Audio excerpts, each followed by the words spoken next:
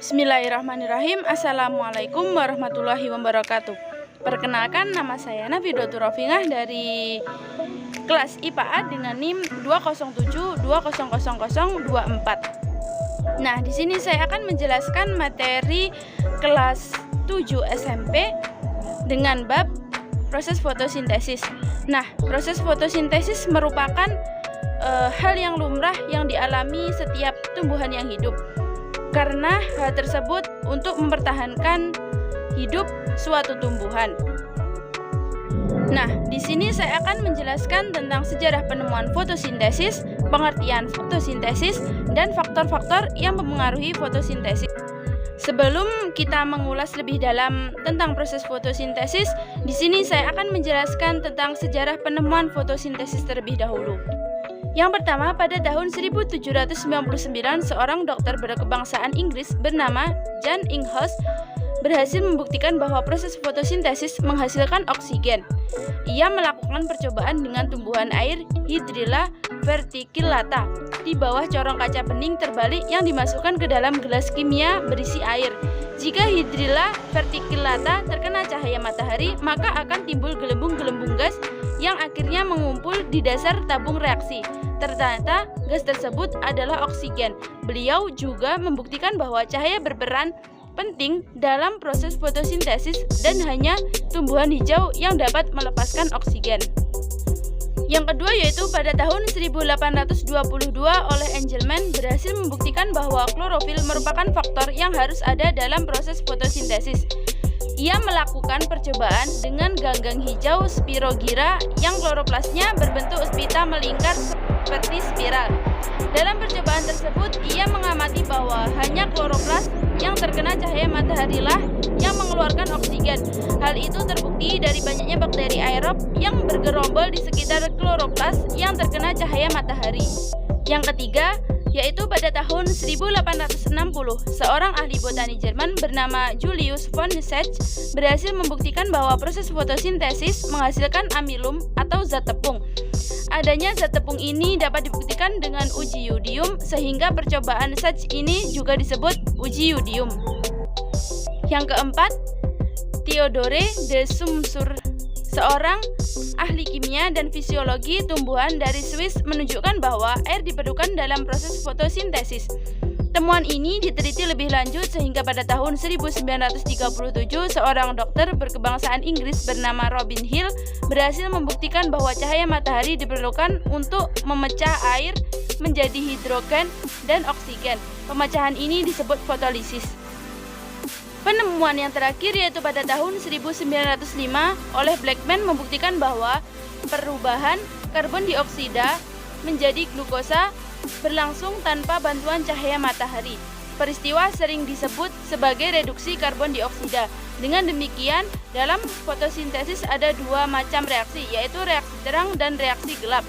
Yang merupakan reaksi terang atau reaksi Hill adalah fotolisis. Yang merupakan reaksi gelap atau reaksi Blackman adalah reduksi karbon dioksida. Gabungan antara reaksi terang dan reaksi gelap itulah yang kita kenal sekarang sebagai reaksi fotosintesis. Pada tahun 1940, Melvin Calvin dan timnya berhasil menemukan urutan reaksi atau proses yang berlangsung pada reaksi gelap.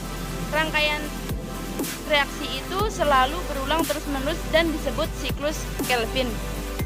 Reaksi terang dan reaksi gelap. Reaksi terang merupakan tahapan reaksi fotosintesis yang membutuhkan cahaya, pemecahan molekul air oleh sinar dan klorofil, berlangsung dalam grana atau tumpukan tilakoid yang terdiri dari membran tilakoid yang berlapis-lapis untuk mengubah energi cahaya menjadi energi kimia. Reaksi terang menghasilkan senyawa ATP dan NADPH.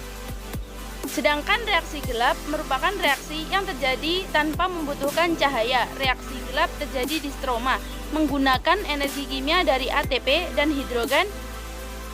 Hasil reaksi terang untuk fiksasi CO2 menjadi karbohidrat, yaitu perubahan IC atau CO2 menjadi 6C atau glukosa. Fotosintesis berasal dari kata foton atau cahaya dan sintesis atau penyusun. Fotosintesis adalah proses pembentukan karbohidrat dari karbon dioksida CO2 dan air dengan bantuan sinar matahari. Tumbuhan mampu melakukan fotosintesis karena mempunyai sel-sel yang mengandung klorofil atau zat hijau daun. Dalam fotosintesis, energi cahaya matahari diserap oleh klorofil dan diubah menjadi energi kimia yang disimpan dalam bentuk karbohidrat atau senyawa organik lainnya. Di dalam tumbuhan, karbohidrat diubah menjadi protein, lemak, vitamin, atau senyawa yang lain. Senyawa-senyawa organik ini selain dimanfaatkan oleh tumbuhan itu sendiri, juga dimanfaatkan oleh manusia dan hewan herbivora sebagai bahan makanan. Reaksi fotosintesis dapat dituliskan sebagaian berikut. Mekanisme fotosintesis terdapat 4, yaitu yang pertama, cahaya matahari. Fotolisis membutuhkan cahaya matahari sebagai sumber energi untuk mengaktifasi klorofil. Yang kedua yaitu klorofil sebagai penerima energi dari cahaya matahari untuk melangsungkan proses fotosintesis. Yang ketiga, air.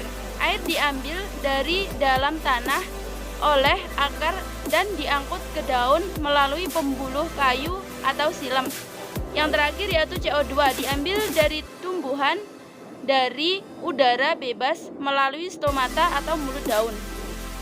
Nah, berikut adalah gambar proses fotosintesis yang dimana memerlukan air, karbohidrat, oksigen, dan juga cahaya matahari dalam proses fotosintesis. Terdapat 2 faktor yang mempengaruhi fotosintesis, yaitu faktor hereditas dan faktor lingkungan. Faktor hereditas, faktor yang paling menentukan terhadap aktivitas fotosintesis.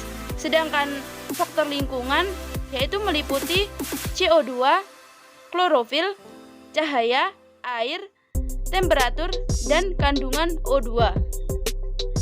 Nah, faktor hereditas yaitu tumbuhan memiliki kebutuhan yang berbeda terhadap kondisi lingkungan untuk menjalankan kehidupan yang normal.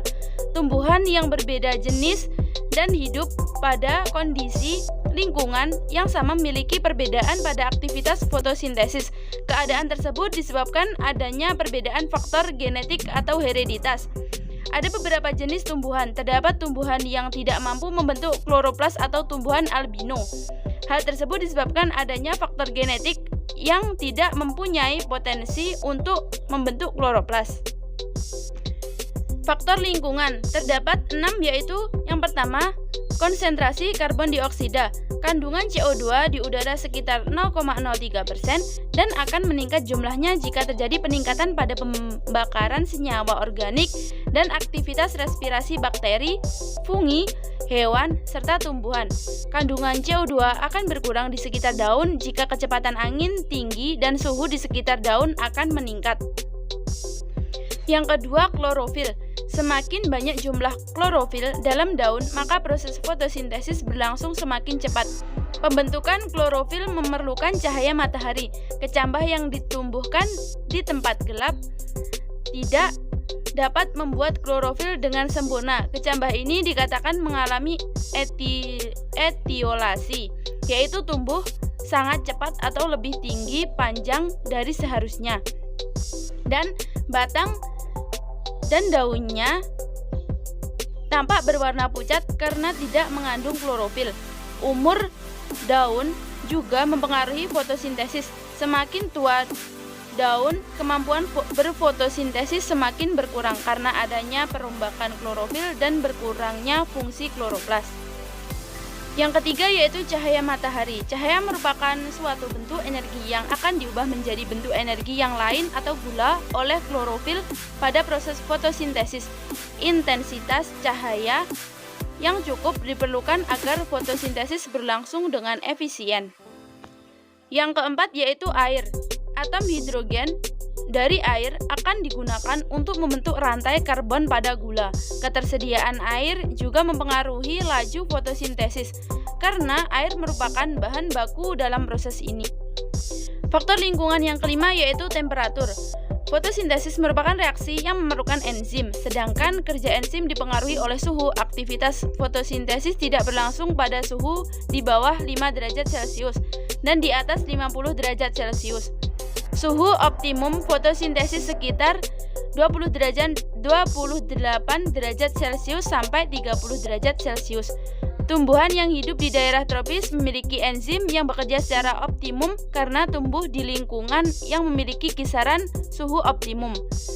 Tahapan perkembangan tumbuh atau bagian tumbuhan yang lebih muda lebih banyak melakukan fotosintesis karena memerlukan lebih banyak energi untuk tumbuh. Faktor lingkungan yang terakhir yaitu kandungan O2. Rendahnya kandungan O2 di udara dan di dalam tanah dapat menghambat respirasi dalam tubuh tumbuhan. Rendahnya respirasi akan menyebabkan penyediaan energi yang rendah pula. Ketersediaan energi yang rendah dapat mengakibatkan aktivitas metabolisme terhambat, khususnya fotosintesis. Nah, berikut daftar pustaka yang saya gunakan dalam materi proses fotosintesis. Sekian dari saya. Apabila ada kurang lebihnya, saya mohon maaf. Akhiran wassalamualaikum warahmatullahi wabarakatuh.